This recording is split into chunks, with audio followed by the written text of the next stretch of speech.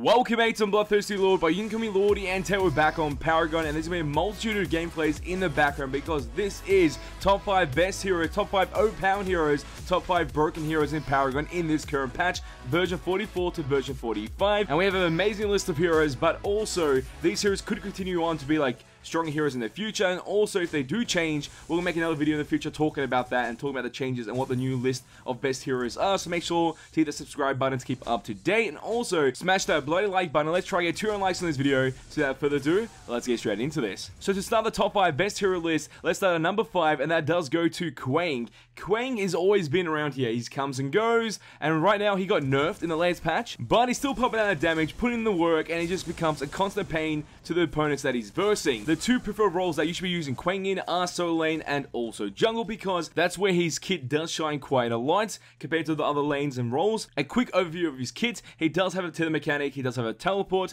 he does have a tankiness stat benefit which provides him lifesteal and also armor increases, so that makes him just tanky as hell, followed up by a lot of burst damage as well. So that makes him just a terrible hero to verse, but an awesome hero to play. So he's like really fun, really overpowered, and he works so well. There's many ways to build this character, but the best option always is to go tanky with a bit of damage, because a lot of your damage does come through your natural ability stats, and it's just crazy good. So that's why you should do that. And also, this character has risen to the top 5 position due to the fact that his presence on the map is always constant. Through early game, mid game, and late game, he's always there doing something that could hurt the enemy team quite a lot. Through his ability to do damage towards the enemy team, also peel for his carries, and initiate fights like a god. That is why he's so annoying to verse, and he can control the map quite well with objectives as well. Overall, Kwang is a very well-rounded hero that you could use to your advantage in order to win your games quite easily if you understand his kit and his mechanics.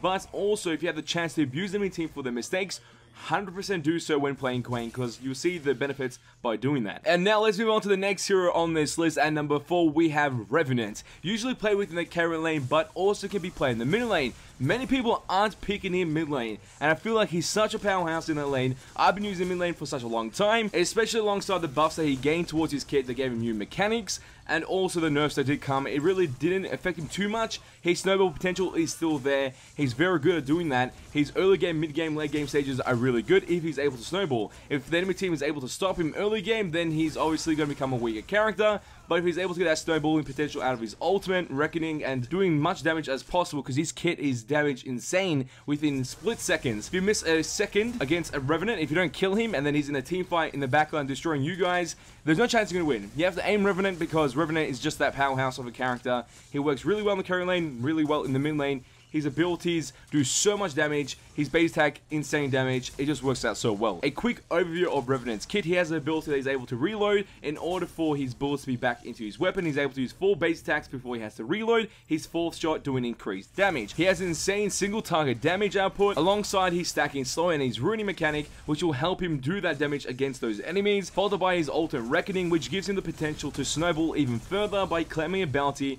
once he enters the nether realm in a 1v1 situation against the enemy opponent that he has selected. So obviously once he's claimed victory, he will claim that gold that he wants from that kill. And in my opinion, Revenant's always going to be a strong pick in this game because he's able to abuse enemies for every mistake. So some other things you want to keep your eye out when playing Revenant: you're immobile, so you need to make sure that you don't go too deep, because if you do, they could gank you and destroy you whenever you're laning against the enemy. And also your wave clear on Revenant is a lot weaker than nearly every character in the game, because Revenant's kit's all about single target damage. So if you pull him into the mid lane, make sure that your team has some decent wave clear through other characters and other roles, because that would help out quite a bit. There's many ways to build Revenant to give him mobility, tools, and all this amazing stuff, but the best way, damage. Just build damage, and you won't regret it at all. Most likely, some of these heroes that we mentioned in this list will have a link in the description below showcasing a build or pretty much a video of my experience using that character not long ago, so make sure to watch that to gain ideas and hopefully learn new things about these characters throughout my own gameplays. And now let's move on to the next hero within this list. At number 3, we do have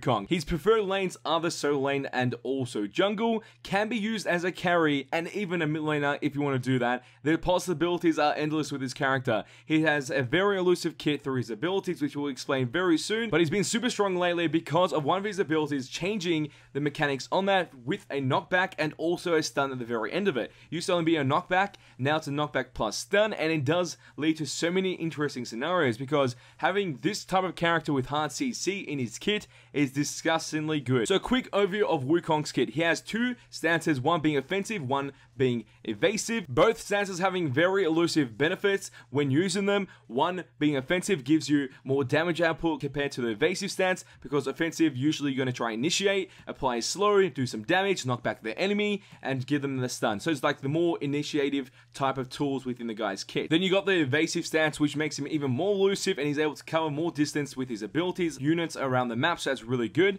But at the same time, usually use this to escape or even get closer towards the enemy, so you can set up to stance switch back into offensive stance, so you're able to do more damage that way. Then he does have his ult, which makes a clone of himself, which will do some base attack damage, and that will help him wave clear. That is one of his wave clear mechanics. That is why he's so good within the jungle role. I've been using the jungle role because of that one idea. And depending on what stance you're in, if you're offensive stance, you'll gain XP. Evasive stance, you'll gain heals of the highlighted enemies that have been activated by your passive. So by your own understanding of his mechanics, you can utilize his character in those set roles, being the carry lane, the jungle, solo lane, and also even mid lane. It's your choice, and there's so many builds for this character. Obviously, a little bit of tankiness, a little bit of damage works out pretty good. And this character is a very enjoyable hero in solo queue compared to many other heroes in the game. And now we move forth to the next hero, and number 2 of this list does go to Rampage, the king of the jungle. This guy's a beast. If there was a banning system in Paragon, Rampage would be banned quite often because of his ability to land a stun from a long distance.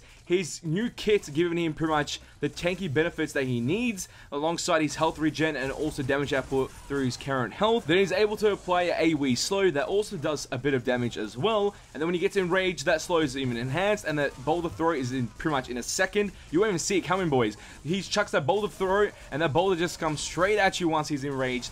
It's just beast-like, and he also gives him insane amounts of health regen when not even being in the jungle.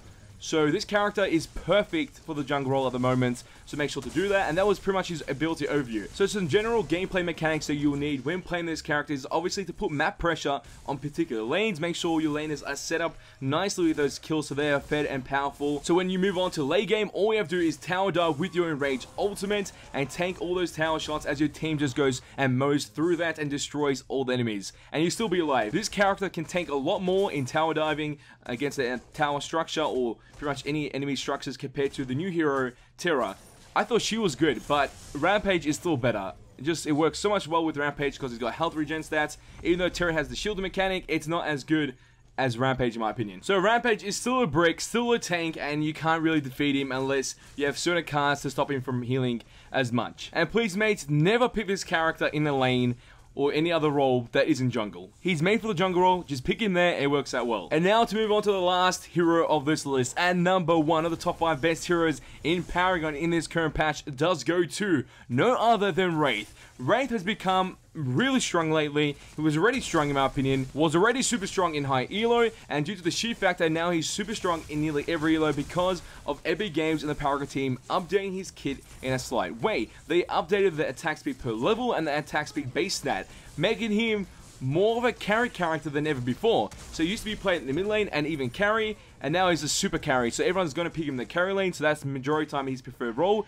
Pick him carry, you can't go wrong. Mid lane still works out, and other lanes it still works out, but carry, then mid lane, then whatever lane you want to play with Wraith, it's your choice. A quick ability overview of Wraith. He does have a rewind mechanic followed by a scouting mechanic, which is a solo ping ward that he's able to place up to 3 of them around the map, so that's pretty good. His other ability provides him with a lot of damage to a single target, has a super low cooldown, I think it's at 4 seconds, which is insane, and he can also reset to like a 1 second cooldown if you do kill an enemy unit when using this ability. Then you do have his ultimate, which gives you and your teammates the chance to enter the shadow plane, gaining movement speed bonuses while in the shadow plane. Then you can obviously use that for ganking and surprising any team to make insane team fight engage that many teams won't really expect. So his kit already is pretty good, and then you increase the attack speed on his base stats and his per level, he's going to be used as a carry no matter what, and that's what's happening, and that's why he's so much fun lately. Pretty much when there's a Wraith on the enemy team, you should be scared because he's able to manipulate the space around him, create interesting scenarios for his own team and the enemies that he's versing, and in majority of the time gains the benefits out of doing so and advantages for his team in order to win.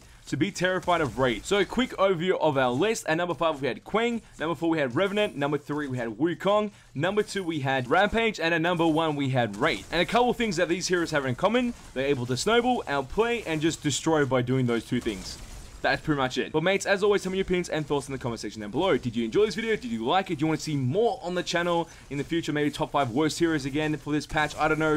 You need to tell me in the comment section down below. And also, what is your top 5 overpowered heroes or base heroes within Paragon right now? Is it the same thing as this list that I just mentioned? Or you have your own list of heroes that you enjoy that you want to put in the comment section down below for other people to notice? So make sure to put your opinions and thoughts in the comment section down below. So mates, if you did enjoy this video, show us by smashing that like button. Let's try and get 200 likes on this video. And if you want to see more Paragon gaming content and gaming content in general, all you have to do is share this with your friends and hit the subscribe button to become a mate today. And that is all for this video. Oh, time to go, but don't you worry. Back very soon. Hey, that's boys, who's ain't seen nothing yet. So, what was the best hero again? Yeah, Wraith. Just pick that, instant lock it, win games, easy.